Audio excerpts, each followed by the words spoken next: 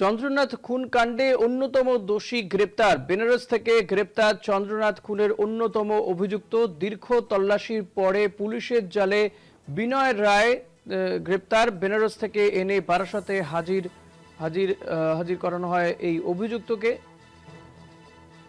চন্দ্রনাথ রথ খুনে অন্যতম অভিযুক্তকে গ্রেপ্তার করা হয়েছে বলে জানা যাচ্ছে। চন্দ্রনাথ রথ শুভেন্দু অধিকারীর আপ্তসহায়ক এবং নির্বাচনে কাউন্টিংয়ের দুদিন পরে তাকে মধ্যম গ্রামে পয়েন্ট ব্ল্যাঙ্ক রেঞ্জ থেকে দুষ্কৃতীরা গুলি করে খুন করে এবং তারপরে ঘটনার তদন্তে নেমে পুলিশ এবং সিআইডি বেশ কয়েকজনকে গ্রেপ্তার করেছিল, প্রায় 3 জনকে গ্রেপ্তার করেছিল উত্তরপ্রদেশ এবং বিহার থেকে। পরবর্তীতে এই ঘটনার তদন্ত যায় সিবিআই এর হাতে। সিবিআই এবার উত্তরপ্রদেশের বেনারস থেকে একজনকে গ্রেফতার করেছে বলে জানা যাচ্ছে। চন্দ্রনাথ খুনের অন্যতম অভিযুক্ত। দীর্ঘ তল্লাশির পরে পুলিশের জালে বিনয় রায়। ভক্তি দে রয়েছে। ভক্তি, কে এই বিনয় রায়? এই খুনের সঙ্গে তার কি যোগ, কি জানা যাচ্ছে? দল তারা মনে করছে যে বিনয় রায় হচ্ছে এই যে 3 জনকে আগে ধরা হয়েছিল প্রথমে, তাদের কাছ থেকে বেশ কিছু চাঞ্চল্যকর তথ্য পায়।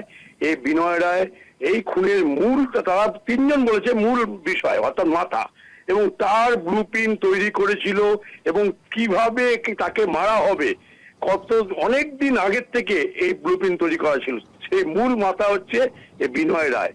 তাকে বেনারস থেকে গ্রেপ্তার করেছে। এখনো পর্যন্ত বিনয় রায়কে গ্রেপ্তার করার পর আরো একজনের নাম পাওয়া গেছে, যদিও তদন্তকারীরা জানাচ্ছে যে তার নামটা কি এখন প্রকাশ করছে না। এইরকম ভাবে ধাপে ধাপে আমরা দেখতে পাচ্ছি যে এই খুনের ঘটনায় কিন্তু জাল অনেকটাই গুটিয়ে নিয়ে এসছে।